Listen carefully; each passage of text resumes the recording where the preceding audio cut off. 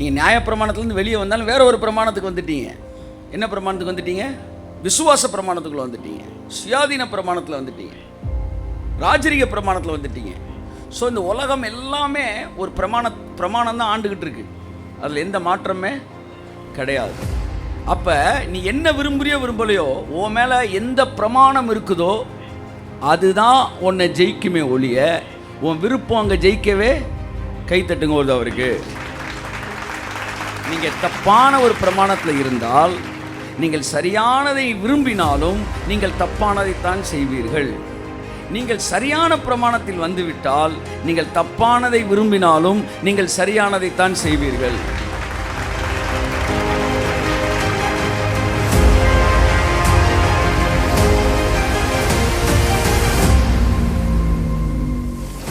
அதான் பவுல் சொல்றான், பிழைப்போம் என்ற நம்பிக்கை இல்லை, நாங்கள் மரிப்போம் என்று நிச்சயித்திருந்தோம்.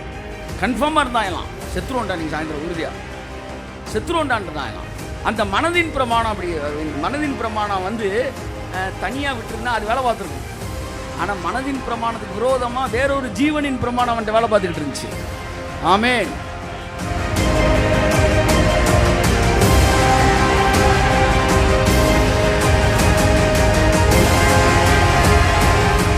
ஏன்னா பவுல்கிட்ட மனதின் பிரமாணம் பாசிட்டிவாக வேலை பார்க்கல, ஏன்னா வேற ஒரு பிரமாணம் நெகட்டிவாக இருந்துச்சு. இப்போ நான் என்ன சொல்கிறேன், இது இப்போ புரிஞ்சாலும் பரவாயில்ல, பின்னாடி இருக்க செய்தியை கேட்டு புரிஞ்சாலும் பரவாயில்ல. மனதின் பிரமாணம் நெகட்டிவாக இருந்தப்ப பாசிட்டிவாக இருந்துச்சு, வேற ஒரு பிரமாணம் நெகட்டிவாக இருந்தனால இந்த மனதின் பிரமாணம் பாசிட்டிவாக இருந்தாலும் வேலை பார்க்கல. இப்போ நான் சொல்கிறேன், மனதின் பிரமாணம் இப்போ உங்களுக்கு நெகட்டிவாக இருந்தாலும் வேறொரு பிரமாணம் பாசிட்டிவாக உங்கள் மேலே இருந்தால் இந்த மனதின் பிரமாணம் நெகட்டிவாக இருந்தாலும் உங்களுக்கு வேலை பார்க்காது.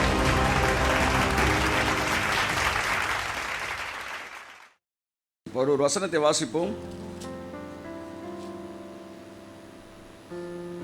7ஆம் அதிகாரம், ரோமர் 7ஆம் அதிகாரம் 18ஆம் வசனத்திலிருந்து 24ஆம் வசனம் வரைக்கும் வாசிப்போம்.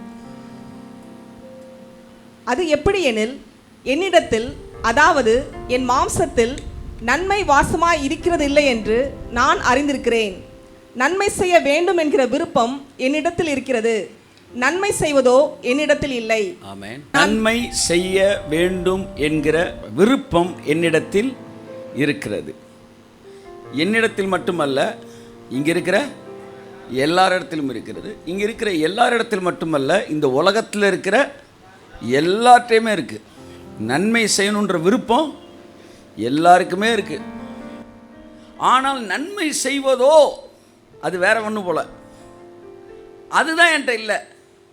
அப்போ நன்மை செய்கிற விருப்பம் வேற, நன்மை செய்வது வேற. புரியுதா உங்களுக்கு? உங்கள்கிட்ட விருப்பம் இருந்தாலும் இந்த நன்மை செய்கிறதுன்னு ஒன்று இருக்குது பார்த்தீங்களா, அது ஏதோ ஒரு சக்தி போல். அந்த சக்தி உங்கள்கிட்ட இல்லைன்னா, உங்கள்கிட்ட விருப்பம் இருந்தாலும் நீ நன்மை செய்ய முடியாது. ஆனால் இயேசு கிறிஸ்துவை ஏற்றுக்கொள்வதற்கு முன்பாகவே நமக்கு நன்மை செய்கிற விருப்பம் இருந்துச்சு. ஏற்றுக்கொண்ட உடனே நன்மை செய்வது வந்துருச்சு உள்ள. ஸோ நன்மை செய்வது வேற, நன்மை செய்கிற விருப்பம் வேற. வெளியில் இருக்கவங்களுக்கு விருப்பம் மட்டும் இருக்குது, உங்கள்கிட்ட அந்த நன்மை செய்வதும் உள்ளே வந்திருக்கிறது. அந்த நன்மை செய்வது என்ன என்பதை நம்ம அடுத்து பார்ப்போம். அடுத்த வாசிங்க தொடர்ந்து. ஆதலால் நான் விரும்புகிற நன்மையை செய்யாமல் விரும்பாத தீமையை செய்கிறேன். அந்தபடி நான் விரும்பாததை நான் செய்தால் நான் அல்ல, எனக்குள்ளே வாசமா இருக்கிற பாவமே அப்படி செய்கிறது. அப்ப நான் வேற, பாவம் வேற. நான் செய்யலை, பாவம் தான் செஞ்சிச்சு. அப்போ இது வந்து என்ன தெரியுதுன்னா, நீங்கள் பாவம் செய்யலை, பாவம் உங்களை ஒன்று செய்ய வைக்குது. ஸோ செய்வது பாவம் அல்ல, செய்ய வைப்பதே பாவம். நீங்கள் ஒரு ஆள் அடிச்சிட்டீங்க, இப்போ அடிச்சிங்களே அதுதான் பாவம் நீங்கள் நினைக்கிறீங்க? இல்லை, உங்களை அடிக்க வச்சிச்சு பாருங்க, அதுதான் பாவம். தேவன் சிலுவையில் இந்த செயல் இருக்கு பாருங்க, இந்த அடிக்கிற செயல், இந்த பாவத்தை உங்கள்கிட்ட இருந்து விளக்கலை. உங்களை அடிக்க சொல்லி தூண்டுது பார்த்தீங்களா, அதை உங்கள்கிட்ட இருந்து விடுதலை ஆக்கிட்டார். அதுகிட்ட இருந்து உங்களை விடுதலை ஆக்கிட்டார். ஸோ தீமை செய்ய தூண்டுகிற ஒரு விஷயத்திலிருந்து விடுதலை. சரி வாசிப்போம் அடுத்து தொடர்ந்து. ஆனபடியால் நன்மை செய்ய விரும்புகிற என்னிடத்தில் தீமை உண்டு என்கிற ஒரு பிரமாணத்தை காண்கிறேன். எல்லாம் சொல்லுங்க, ஒரு பிரமாணத்தை. எல்லாம் சொல்லுங்க, ஒரு லாவை இங்கே ஆக்டிவேட் ஆகிறத நான் பார்க்குறேன் அப்படின்றார். எல்லாம் சொல்லுங்கள், ஒரு பிரமாணத்தை காண்கிறேன். பவுல் இந்த சாப்டர் ஃபுல்லாக தன்னை பற்றி எழுதுகிறாரு. இயேசுவை ஏற்றுக்கொள்வதற்கு முன்பாக இருந்த பவுல் அதை பற்றி எழுதுகிறாரு. நான் பாவம் செய்யக்கூடாதுன்னு நினைக்கிறேன், பாவம் செஞ்சிடுறேன். நன்மை செய்யணும்னு நினைக்கிறேன், செய்ய முடியல. இதெல்லாம் ஏன்னு பார்க்கும்போது ஏதோ ஒரு ரூல், ஏதோ ஒரு லா என் மேலே ஆக்டிவேஷனில் இருக்குன்றத நான் கண்டுபிடிக்கிறேன். பவுல் ஒரு பிரமாணம் என்னை ஆளுகிறது என்று கண்டான். இன்றைக்கு நான் உங்களுக்கு பேச விரும்புகிற விஷயம் என்னவென்றால், பிரபஞ்சத்தை ஆளுகிற பிரமாணங்கள். பிரமாணம்தான் ஒட்டு மொத்தமாக உலகத்தை ஃபுல்லாக என்ன செஞ்சுக்கிட்டு இருக்கு, ஆண்டு கொண்டு இருக்கிறது. நீங்கள் பிரமாணம்னா நியாயப்பிரமாணம் மட்டும் நினைக்கக்கூடாது. நீங்கள் நியாயப்பிரமாணத்துலேருந்து வெளியே வந்தாலும் வேற ஒரு பிரமாணத்துக்கு வந்துட்டீங்க. என்ன பிரமாணத்துக்கு வந்துட்டீங்க? விசுவாச பிரமாணத்துக்குள்ளே வந்துட்டீங்க, சுயாதீன பிரமாணத்தில் வந்துட்டீங்க, ராஜரிக பிரமாணத்தில் வந்துட்டீங்க. ஸோ இந்த உலகம் எல்லாமே ஒரு பிரமாணம் தான் ஆண்டுக்கிட்டு இருக்கு. அதில் எந்த மாற்றமே கிடையாது. அப்போ நீ என்ன விரும்புறியோ விரும்பலையோ, உன் மேலே எந்த பிரமாணம் இருக்குதோ அதுதான் உன்னை ஜெயிக்குமே ஒழிய உன் விருப்பம் அங்கே ஜெயிக்கவே. கைத்தட்டுங்க ஒரு அவருக்கு. நீங்கள் தப்பான ஒரு பிரமாணத்தில் இருந்தால், நீங்கள் சரியானதை விரும்பினாலும் நீங்கள் தப்பானதைத்தான் செய்வீர்கள். நீங்கள் சரியான பிரமாணத்தில் வந்துவிட்டால் நீங்கள் தப்பானதை விரும்பினாலும் நீங்கள் சரியானதைத்தான் செய்வீர்கள். ஸோ மனிதன் பிரமாணத்தின் பிடியில் இருக்கிறான். He is under the power of a rule of the law. Law's dominion over humanity. பிரமாணம் தான் மனுக்குலத்தை என்ன செய்கிறது, ஆண்டு கொண்டு இருக்கிறது. இதில் வாசிப்போம். கர்த்தர் சித்தமான நம்ம தொடர்ந்து அதை பார்ப்போம். இல்லாட்டி இந்த வாரத்தோட முடிச்சிருவோம். வாசிப்போம் தொடர்ந்து. உள்ளான மனுஷனுக்கு ஏற்றபடி தேவனுடைய நியாய பிரமாணத்தின் மேல் பிரியமாயிருக்கிறேன். ஆகிலும் என் மனதின் பிரமாணத்துக்கு விரோதமாய், என் மனதின் பிரமாணத்திற்கு அப்படின்னா மனதுக்கு ஒரு பிரமாணம் இருக்கு, அந்த பிரமாணத்துக்கு விரோதமாய் போராடுகிற வேறொரு பிரமாணத்தை என் அவயவங்களில் இருக்க காண்கிறேன். என் அவயவங்களில் நான் பார்க்கிறேன். என் பாடியில் அது ரூல் பண்ணுது. ஒரு பிரமாணம் என்ற ரூல் பண்ணுது. இப்போ பிரமாணங்களை பற்றி நம்ம படிக்க போகிறோம். மனதின் பிரமாணம் முத ஒரு பிரமாணத்தை சொல்லியிருக்கிறாரு. மனதின் பிரமாணம்னு என்ன தெரியுமா? நீ என்ன நினைக்கிறியோ அப்படியே நீ மாறிடுவ. அதான் மனதின் பிரமாணம். நீ உன்னை சுகமுள்ளவனாய் நினைத்தால் நீ சுகமுள்ளவன் தான். நீ வாழ்க்கையில் ஜெயிக்கணும்னு நினச்சா நீ ஜெயிக்கிறது தான். இதான் மனதின் பிரமாணம். இந்த மனதின் பிரமாணத்தை பற்றி பைபிளில் இருக்குது. கர்த்தர் சித்தமான நம்ம அதை படிப்போம். அதாவது ஒருவன் இருதயத்தின் நினைவு எப்படியோ அப்படியே அவனும் இருக்கிறான். இதுதான் மனதின் பிரமாணம். இது ஒரு சிற்றரசன்னு வச்சுக்கோங்க. இப்போ இந்த மனதின் பிரமாணத்துக்கு விரோதமாய் போராடுகிற வேறொரு பிரமாணத்தை பார்க்கிறேன். இவர் யார்? பேரரசன். இந்த பேரரசன் இல்லைன்னா இந்த சிற்றரசன் என்ன செய்வார்? ரூல் பண்ணுவார். மனசில் என்ன நினைக்கிறோமோ அதுதான் நடக்கணும். அப்படித்தான் மனுஷனை டிசைன் பண்ணார் கர்த்தர். மனதின் பிரமாணம் ஒன்றை வச்சு அந்த மனதின் பிரமாணத்தின்படி நீ சயின்டிஸ்டாக நினச்சா சயின்டிஸ்ட் ஆகலாம், நீ டாக்டர் ஆகணும்னு நினச்சா டாக்டர் ஆகலாம், நீ ஆக்டர் ஆகணும்னு நினச்சா ஆக்டர் ஆகலாம், நீ ப்ரீச்சர் ஆகணும்னு நினச்சா ப்ரீச்சர் ஆகலான்னு சொல்லி அவன் விருப்பத்திற்கு ஏற்றாற்போல் அவன் எதிர்காலத்தை டிசைன் பண்ணி கையில் கொடுத்தாரு. ஏன் தேவன் ஏதேனை மட்டும் டிசைன் பண்ணிட்டு முழு உலகத்தையும் ஃப்ரீயாக விட்டார்? சொல்லுங்க. எல்லா உலகத்தையும் படைச்சு கொடுத்தாரா? ஏதேனை மட்டும் படைச்சு கொடுத்தாரா? சொல்லுங்க. தேவன் உலகத்தை படைத்தாரா? ஏதேனை படைச்சாரா? சொல்லுங்க. உலகம் ஃபுல்லாக இது மரம் செடி கொடி இருந்துச்சா, இல்லை ஏதேனுக்குள்ளே மட்டும் இருந்துச்சா? ஏதேனுக்குள்ளே மட்டும்தான் இருந்துச்சு. வெளியில் என்ன இல்லை, ஒன்றுமே படைக்கல அவர். பைபிள் தெளிவாக சொல்லுது, மரம் செடி கொடி இல்லை. ஏன்னா மழையும் பெய்யலை, நிலத்தை பண்படுத்த மனுஷனும் இன்னும் வரலன்னு மனுஷன் வந்த பிறகு தான் சொல்கிறாரு. இப்போ மனுஷன் இவர் சொல்கிறது ஆதாம சொல்லலை, மனு குலத்தை சொல்கிறாரு. ஆதாம் பிறந்துட்டான், ஆனால் மனிதர்கள் என்ன செய்யலை, இன்னும் பிறக்கலை. இருக்கிறீங்களா? ஆதாம் பாருங்க, ஏவாளை பார்த்துக்கிட்டீங்க.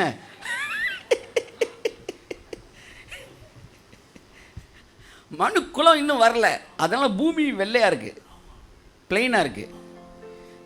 எப்படி உங்கள் பையனுக்கு முத வந்து இந்த ஸ்கெட்சு கலர் பென்சில்லாம் வாங்கி கொடுத்த உடனே என்ன பேப்பர் கொடுப்பீங்க? வெள்ளை பேப்பர் கொடுத்து, அவனுக்கு இப்போ எழுதின பேப்பர் கொடுத்தா பிடிக்குமா, வெள்ளை பேப்பர் கொடுத்தா பிடிக்குமா? அப்படியே அந்த வீட்டுக்கு போயிருங்க. தேவன் மனுக்குலத்துக்கு வெள்ளை பேப்பரை கொடுத்தாரு. நீ என்ன கிறுக்கணுமோ, எவ்வளவு அழகாக்கணுமோ, நீ எப்படிலாம் இந்த உலகத்தை படைக்கணுமோ, உன் விருப்பத்துக்கு நான் விடுறேன்டா. நான் யாருன்னு காட்டுறதுக்கு ஒரு ஏதேன் தோட்டத்தை படைச்சிட்டேன்.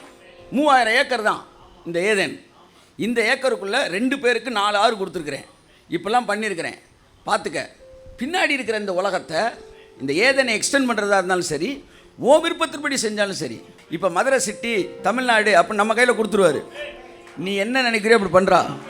ஆமாம், வைகை ஆற்றுலேருந்து அத்தனை பேர் வீட்டுக்கு வந்து நீ எப்படி தண்ணீர் வந்து சப்ளை கொடுக்கணுமோ அந்த மாதிரி கொடு. வைகை ஆற்று 2 பக்கம் எப்படி பண்ணணும் பண்ணு. இந்த மதுரை நீ எப்படி டிசைன் பண்ணுமோ, தமிழ்நாடு நம்மளுடைய இதுக்கு ஏற்றார் போல் தேவன் நம்ம கொடுத்த ஆளுகையின் போது அப்போ தான் நம்ம விருப்பம் இந்த சிட்டி எப்படி இருக்குன்னு நினச்சோமோ அப்படி நம்ம சரி பண்ணுறோம். அந்த நாட்கள் இதுவாக கூட இருக்கலாம்.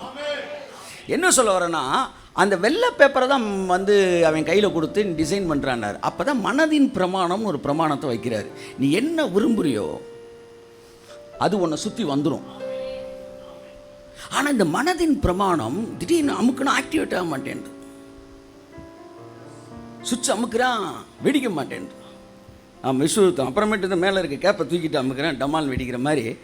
இவன் அமுக்குறான், என்ன செய்ய மாட்டேன்து, வெடிக்க மாட்டேன். அப்போ இவர் சொல்கிறாரு, பவுல், மனதின் பிரமாணம் தானே ஒர்க் அவுட் ஆகணும். நீதிமொழிகள் அப்படி தானே இருக்குது. என்ன இருக்குது? அவன் இருதயத்தின் நினைவு எப்படியோ அப்படியே அவனும் இருக்கிறான். அப்போ மனதின் பிரமாணம் ஒர்க் அவுட் ஆகலை. ஏன்னா மேலே ஒரு கேப் என்ன செஞ்சிருச்சு, மூடி இருக்கு. அவன் சொல்கிறான், மனதின் பிரமாணத்தை மூடக்கூடிய வேறொரு பிரமாணத்தை நான் பார்க்கிறேன். அந்த பிரமாணம் என்ன மனதின் பிரமாணத்தின்படி வேலை செய்ய விடாமல் இந்த பிரமாணம் போராடுகிறது. ஆகையால் நான் விரும்புகிறதை செய்தால் மனதின் பிரமாணம், நான் விரும்பாததை செய்கிறேன். நான் எதை வெறுக்கிறேனோ அதை செய்கிறேன். என் மனதின் பிரமாணம் வேலை பார்க்க மாட்டேன்.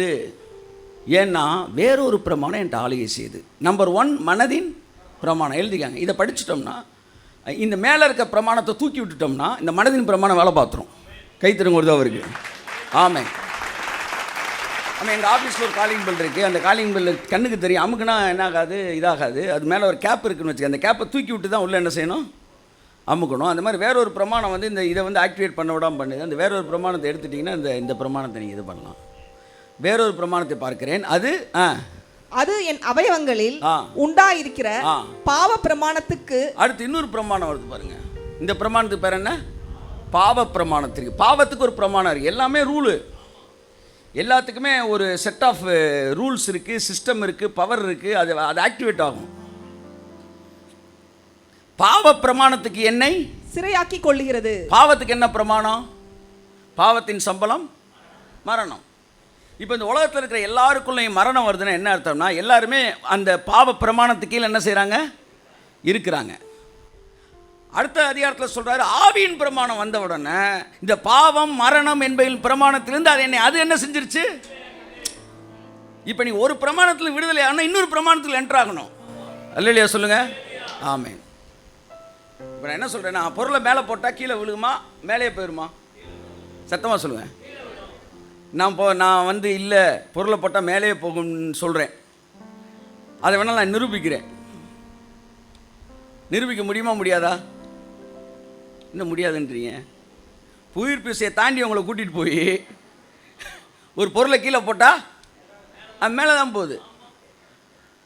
ஏன் இந்த கிராவிடேஷனல் ஃபோர்ஸ், இந்த பிரமாணம் அங்கே வேலை பார்க்கலன்னா, அவர்கள் இந்த பிரமாணத்துக்கு வெளியே இருக்கிறபடினாலே இந்த பிரமாணம் அங்கே வேலை செய்யாது. அங்கு வேறொரு பிரமாணம் இருக்கிறது.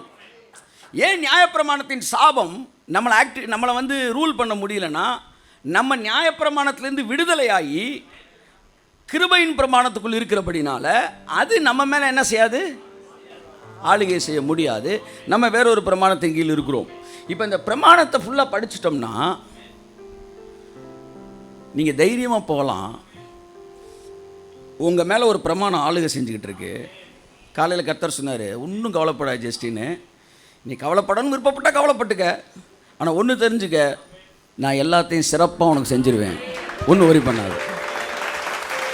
ஆமென். பக்கத்தில் பார்த்து கவலைப்பட வேண்டாம், கவலைப்படன்னு விரும்பினா பட்டுக்காங்க, ஆனால் தேவன் உங்களுக்கு நல்லது மாத்திரம்தான் செய்வார். மனதின் பிரமாணத்தை டீஆக்டிவேட் பண்ணலாம். நீ பயந்தா உனக்கு நடந்துருன்றாங்கல்ல, அந்த மனதின் பிரமாணத்தை டீஆக்டிவேட் பண்ணி விட்டுறலாம் வேற ஒரு பிரமாணத்தை வச்சு. ஏன்னா பவுல்கிட்ட மனதின் பிரமாணம் பாசிட்டிவாக வேலை பார்க்கல, ஏன்னா வேற ஒரு பிரமாணம் நெகட்டிவாக இருந்துச்சு. இப்போ நான் என்ன சொல்கிறேன், இது இப்போ புரிஞ்சாலும் பரவாயில்ல, பின்னாடி இருக்க செய்தியை கேட்டு புரிஞ்சாலும் பரவாயில்ல. மனதின் பிரமாணம் நெகட்டிவாக இருந்தப்ப பாசிட்டிவாக இருந்துச்சு, வேற ஒரு பிரமாணம் நெகட்டிவாக இருந்தனால இந்த மனதின் பிரமாணம் பாசிட்டிவாக இருந்தாலும் வேலை பார்க்கல. இப்போ நான் சொல்கிறேன், மனதின் பிரமாணம் இப்போ உங்களுக்கு நெகட்டிவாக இருந்தாலும் வேறொரு பிரமாணம் பாசிட்டிவாக உங்கள் மேலே இருந்தால் இந்த மனதின் பிரமாணம் நெகட்டிவாக இருந்தாலும் உங்களுக்கு வேலை பார்க்காது. இங்கே தான் நான் செத்துருவேன்னு சொல்கிறேன், பழச்சிக்கிறான். பிழைப்போம் எங்களுக்கு நம்பிக்கை இல்லை சார், என்ன பழச்சிட்டான். எனக்கு விசுவாசமே இல்லைன்னா அற்புதம் நடந்துருச்சு. எதிர்மறையை பேசினார்கள், நேர்மறையை வாங்கி கொண்டார்கள். ஏனென்றால் மனதின் பிரமாணத்துக்கு விரோதமாய் போராடுகிற வேறொரு பிரமாணம். ஆமென் சொல்லுங்க. இந்த வேறொரு பிரமாணம் என்றால் என்னன்னு பார்த்துட்டிங்கன்னா, இதுதான் மனுக்குலத்தை டொமினியன் ஓவர் பண்ணிக்கிட்டு இருக்கு. வாசிங்க தொடர்ந்து எத்தனை பிரமாணம் வந்திருக்கு. இன்றைக்கி ஒரு இன்ட்ரடக்ஷன் மட்டும் போயிடுவோம் எல்லா பிரமாணத்தை பற்றி. அடுத்த வாரத்துலேருந்து இப்படி தான் சொல்கிறீங்கன்றீங்களா, அடுத்த வாரத்துலேருந்து நீங்கள் வீட்டில் போய் படிச்சிருக்கேன். பின்னாடி ஒரு ரவுண்டு வருவோம், எல்லா செய்தியும் கேட்டு இதில் ஒரு 6 பாயிண்ட் சொல்கிறேன்னு சொன்னோம், அதில் ஒரு 8 பாயிண்ட் சொல்கிறேன்னு சொன்னோம், அதெல்லாம் மெதுவாக பிரசங்கிக்க வேண்டியாம்பல. ஒரே மெசேஜை வருஷம் ஃபுல்லாக பிரசங்கம் பண்ணியிருந்தோம்னா நீங்கள் ஒரு ஏரியாவில் தாங்க ஸ்ட்ராங்காக இருந்திருப்பீங்க. அது அப்படியே விட்டு விட்டு விட்டு விட்டு விட்டு அடுத்த இடத்துக்கு போனதுனால தான் நீங்கள் மல்டி விட்டமினுடையவரெல்லாம் மாறும். ஸோ நம்பர் 1 மனதின் பிரமாணம், நம்பர் 2 வேறொரு பிரமாணம், நம்பர் 3 பாவ பிரமாணம். அடுத்து 8ல் என்ன வருது, 8ஆம் அதிகாரம் வாசிங்க அந்த வசனத்தை. கிறிஸ்து இயேசுவினாலே ஜீவனுடைய ஆவியின் பிரமாணம். ஆவியின் பிரமாணம் எதோட நீங்க கனெக்ட் ஆகுறீங்களோ அது வேலை பார்க்கும். உங்கள்கிட்ட ஜக ஜக ஜகத்தான் அது வேலை பார்த்துரும். இதோட கனெக்ட் ஆனா இது வேலை பார்க்கும். ஏன் யூதர்களுக்கு அடி மேலே அடி விழுதுன்னா அவன் நியாயப்பிரமாணத்தோட கனெக்ட் ஆயிருக்கான், அதனால நியாயப்பிரமாணம் ஆக்டிவேட் ஆகிட்டே இருக்கு. இவர் என்ன சார் 6 மணிக்கு எந்திரிச்சாலும் கர்த்தர் பேசுறாரு, 7 மணிக்கு எந்திரிச்சாலும் பேசுறாரு. இவர் சுயாதீன பிரமாணத்தோட கனெக்ட் ஆகிட்டாரு, சுயாதீன பிரமாணம் வேலை பார்த்துக்கிட்டே இருக்கு. இவர் என்ன சார் நினைக்கிறதா நடக்குது, அவர் விசுவாச பிரமாணத்தோட கனெக்ட் ஆகிட்டார், விசுவாச பிரமாணம் அவர் ஆக்டிவேட் ஆகுது. நீங்கள் எந்த பிரமாணத்தில் கனெக்ட் ஆகிருக்கிறீங்களோ அந்த பிரமாணம் உங்கள்கிட்ட ஆக்டிவேட் ஆகும். அடுத்து ஆவியின் பிரமாணம் எத்தனாவது இது, 4 சரியா. அடுத்து வாசிமா இந்த பிரமாணம் கிறிஸ்து இயேசுவினாலே ஜீவனுடைய ஆவியின் பிரமாணம் என்னை பாவம் மரணம் என்பவைகளின் பிரமாணத்தினின்று விடுதலை ஆக்கிற்று. பாவம் மரணம் என்பவைகளின், அப்போ பாவத்துக்கு ஒரு பிரமாணம் இருக்குது, மரணத்துக்கு ஒரு பிரமாணம் இருக்குது. டோட்டலாக எத்தனை பிரமாணம் பேசியிருக்கோம்? வரும்போது சொன்னேன், இது பைபிள் ஸ்டடிக்கு பேசுகிறதா இது சண்டேக்கு பேசுகிறதா ஒரு குழப்பமாக இருக்குன்னு பேசிப்பார், அப்படியே லைட்டாக பல்ஸு பாரு. ஓகேன்னா கண்டினியூ பண்ணு, இல்லைன்னா சுவிட்ச் ஓவர் ஆயிரு. ஆமேன்னு சொல்லுங்க. ஸோ என்ன பிரமாணம் சொன்னேன் நான்? ஆவியின் பிரமாணம். அடுத்து மரணத்தின் பிரமாணம். ஸோ எத்தனை பிரமாணம் பேசியிருக்கிறோம் பாருங்கள். 1 மனதின் பிரமாணம், வேறொரு பிரமாணம் பாவ பிரமாணம், ஆவியின் பிரமாணம், மரணத்தின் பிரமாணம், வழக்கமாக பேசுகிற நியாய பிரமாணம். சரியா? இதுக்கப்புறம் என்ன பிரமாணம் இருக்குது? விசுவாச பிரமாணம். பிரமாணம் கலாத்தியரில் வருது, 7 விசுவாச பிரமாணம். சுயாதீன பிரமாணம் ஒரு பிரமாணம் எங்கே வருது? யாக்கூபில் வருது சுயாதீன பிரமாணம். அன்பின் பிரமாணம், ராஜரீக பிரமாணமாகி அன்பின் பிரமாணம் எங்கே வருது? பேதுருவில் வருதுன்னு நினைக்கிறேன், 9 சரியா. இது போக இயற்கை பிரமாணம் ஒரு பிரமாணம் ஆதியாம் 1 அதிகாரத்தில் சொல்கிறார். அது தன் தன் ஜாதியின்படி கொடுக்கும். சிலுவைக்கு முன்னாடி மாங்கொட்டையை போட்டால் என்ன வருது சொல்லுங்கள்? மாம்பழம் வருது. சிலுவையில் எல்லாம் முடிந்ததுன்ட்டார். இப்போ புதிய ஏற்பாட்டில் மாங்கொட்டையை போட்டால் அப்பவும் மாம்பழம் தான் வருது. என்ன சார் எல்லாம் முடிஞ்சிச்சுன்னாரு? இவர் முடித்தது வேறு பிரமாணம், இந்த இயற்கை பிரமாணம் இருக்கு பாருங்க, விதைப்பு, அறுப்பு, இது வந்து பூமி இருக்கிற வரைக்கும் இருக்குன்னு சொல்லிட்டாரு. அதனால் இந்த பிரமாணம் இன்னும் ஆக்டிவேட் ஆகிட்டே இருக்குது. இந்த பிரமாணத்துக்கு பேர் இயற்கை பிரமாணம். இந்த இயற்கை பிரமாணம் என்னென்னா, நீங்கள் யாருக்கு பிள்ளையாக பிறக்கிறீங்களோ அவங்களோட சீடு உங்களுக்குள்ளே இருக்கும். நீங்கள் புலிக்கு பிறந்தா புலிக்குட்டி, சிங்கத்துக்கு பிறந்தா சிங்கக்குட்டி, கழுதைக்கு பிறந்தா கழுதைக்குட்டி, மாம்பழத்து மாம்பழம் தான் தரும். 6000 வருஷம் ஆனாலும் விதை மாம்பழம் தான் தருது. இது ஒரு பிரமாணம். இந்த பிரமாணம் ஆக்டிவேட் ஆகிட்டே தான் இருக்குது. இதுதான் எனக்கு தெரிஞ்சு இருக்கிறதுலே பவர்ஃபுல்லான பிரமாணம். ஆமாம், இந்த வேறொரு பிரமாணம் சொல்கிறார் பார்த்தீங்களா, அது இந்த பிரமாணம் தான். கைத்தட்டுங்க ஒரு தடவை அவருக்கு. ஆமென். என் மனதின் பிரமாணத்திற்கு விரோதமாய் போராடுகிற வேறொரு பிரமாணத்தை என் அவயவங்களில் நான் கிரியை செய்ய காண்கிறேன். கர்த்தர் நல்லவர். ஆமென் சொல்லுவோம். அந்த வேறொரு பிரமாணம் என்ன தெரியுமா, இவன் ஆதாமுக்கு பிள்ளையான பிறகு அந்த சீடு என்ன செய்யுச்சு, ஆதாமோட சீடு வேலை பார்க்குது. ஆனால் இவன் மனசு நல்லது செய்யணும்னு நினச்சாலும் இவன் சரீரத்தில் ஆதாமுடைய அந்த பிரமாணம், ஆதாம் கரெக்டாக பார்த்தான், என்ன விதையை விழுகுதோ அதுதான் வளரும் அப்படின்னு பார்த்துட்டு, இந்த பிரமாணம் தான் ஆக்டிவேட் ஆகுதுன்னா நம்ம இந்த பிரமாணத்தின் வழியாகத்தான் இவன் சந்ததிக்குள்ளாக பெருக வேண்டும் சொல்லி அவனுக்குள்ளாய் அவன் சந்ததி முழுவதிலும் பாவத்தை மிக்ஸ் பண்ணிட்டான். ஸோ அதனால் இந்த பூமியில் யார் பிறந்தாலும் நல்லது செய்யணும்னு நினச்சாலும் அவன் சரீரத்தில் வேறு பிரமாணம் ஆக்டிவேட் ஆகிட்டே இருக்கும். என்ன பிரமாணம்? அது இயற்கையின் பிரமாணம். சந்ததியாக வருகிற அந்த எதோடு இணைக்கப்பட்டிருக்கிறோமோ அந்த காரியம் உள்ளே வரும்ன்றது. இப்போ இயேசு வந்த பிறகும் இந்த பிரமாணத்தை தான் கையில் எடுக்கிறார். எது? அவரை ஏற்றுக்கொண்டவர்கள் எத்தனை பேரோ அத்தனை பேரும் பிள்ளைகள் ஆகும்படி அவர்களுக்கு அதிகாரம் கொடுத்தார். அப்போ எந்த பிரமாணத்தின் வழியாக பிசாசு உள்ளே அவனுடைய சந்ததியை ஆளுகை செய்தானோ அதே பிரமாணத்தின் வழியாக இயேசு என்னையும் என் சந்ததியையும் உங்களையும் உங்கள் சந்ததியையும் ஆளுகை செய்ய ஆரம்பிக்கிறார். இப்பொழுது உங்கள் சரீரத்திலே வேறொரு பிரமாணம் வேலை செய்து கொண்டிருக்கிறது. அது இந்த இயற்கை பிரமாணம். அது தன் ஜாதியின்படி கொடுக்கும்னார்ல. இப்போ நீங்கள் யார் பிள்ளையாக பிறந்துட்டீங்க? இயேசுனார் பிள்ளையானனால நீங்கள் சந்தேகமே பட வேணாம். நீங்கள் இயேசு கிறிஸ்துவின் கேரக்டரு உங்கள் வாழ்க்கையில் வெளிப்பட்டுத்தான் ஆகும். அதில் எந்த மாற்றமே கிடையாது. அது ஒரு பிரமாணம்.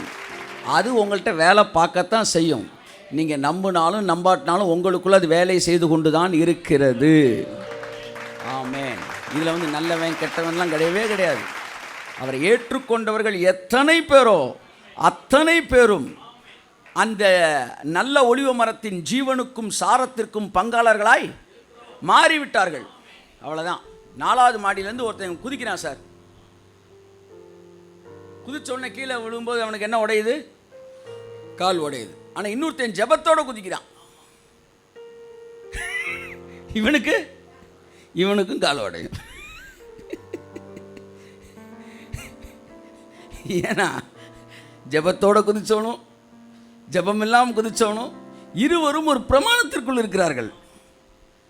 அந்த பிரமாணம் என்னென்னா கிராவிடேஷனல் ஃபோர்ஸு, நியூட்டன் 2வது விதி, 3வது விதி, ஏதோ விதி. கழுத குதிரை வெயிட் இவ்வளோ வந்தால் இவ்வளோ இதாகுது, எவ்வளோ தண்ணியில் எவ்வளோ வெயிட் உள்ளே போதோ அவ்வளோ வெயிட்டு வெளியேறுது. ஆமாம், எவ்வளோ வெயிட்டு விழுகுதோ அவ்வளோ வெயிட்டு சரீரத்துலேருந்து. அந்த மாதிரி அந்த விதிகள் கிரியை செய்கிறபடினால ஜெபத்தோடு விழுகிறவனுக்கும் காலோடையது, ஜெபம் இல்லாதவனுக்கும் காலோடையது. ஏன்னா இவர்கள் நாம் எல்லோரும் ஒரு விதிக்கு கீழாக இருக்கிறோம். இப்போ தேவன் சொல்கிறார் குதிரா அப்படின்னு சொல்கிறாருன்னு வச்சுக்கோ, சொல்ல மாட்டார். இல்லை இப்போ பேதுரு தண்ணியில் நம்ம நடந்தாலும் முங்குவோம். அடுத்து சொல்லுங்கள், ஒரு புறஜாதி நடந்தாலும் முங்குருவான். ஏன்னா அது ஒரு விதி, பிரமாணம், எல்லாத்தையும் கிரியை செய்யுது. ஆனால் தேவன் உங்கள்கிட்ட நீ நடந்து வா அப்படின்னு சொன்னார்னா நீங்கள் ஏன் முங்காமல் போகிறீங்கன்னா நீங்கள் இப்போ வேறொரு பிரமாணத்தில் கனெக்ட் ஆகிட்டீங்க. அதனால தான் அந்த பர்டிகுலராக பர்சனலாக உங்களுக்கு அந்த வேர்டு வந்த பிறகு தான் நீங்கள் அதை செய்யணுன்றது. அந்த வேர்டு உங்களுக்கு பர்சனலாக வந்த உடனே உங்கள் சரீரத்தை வேறு பிரமாணம் ஆக்டிவேட் பண்ணுகிறது. அப்பொழுது ஈஸியாக அது உங்களுக்குள் செயல்பட ஆரம்பிக்கிறது. ஓ ராபாலா சந்துரா பாலா தியாங்கா. ஸோ ஆகவே ஒரு பிரமாணத்திலிருந்து நீங்கள் ரிலீவ் ஆகணும், இன்னொரு பிரமாணத்தோட கனெக்ட் ஆகணும். இந்த பிரமாணத்தில் கனெக்ட் ஆகிட்டீங்கன்னா இது உங்கள்கிட்ட ஆக்டிவேட் ஆகும், அந்த பிரமாணம் டீஆக்டிவேட் ஆயிரும். ஸோ பிரமாணங்கள் ஆளுகை செய்யக்கூடியது. அதை மட்டும் இன்றைக்கி படிச்சுக்குவோம். பிரமாணம்னா ஆளுகை செய்யும். இன்றைக்கே நியாயப்பிரமாண சாபம் யூதர்கள்ட்ட வேலை செய்கிறது என்றால் அவர்கள் அந்த பிரமாணத்தோடு இணைக்கப்பட்டிருக்கிறார்கள். உபாகம் 28 இன்றைக்கி அவனுக்கு வேலை செய்யுது.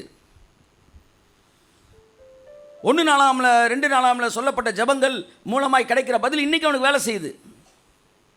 கதறி அழுதா இன்றைக்கும் கிடைக்குது. இன்றைக்கும் கொஞ்சம் பேர் போய் ஓன்னு அழுகிறாங்க, அழுதுட்டு 50 ரூபாய் வாங்கி பையில் வச்சுட்டு வந்துடுறாங்க. என்னடா நான் வந்து அது அவன்கிட்ட வேலை செய்யுது. இன்னொரு குரூப் வந்து நினச்சதுக்கும் வேண்டுவதற்கு அதிகமாக வாங்குறாங்க, மனமகிழ்ச்சியாக இருக்கிறாங்க, பெற்றுக்கொள்கிறார்கள். ஏனென்றால் இவர்கிட்ட வேற பிரமாணம் வேலை செய்யுது. கை தட்டுங்களேன் ஒரு தடவை அவருக்கு.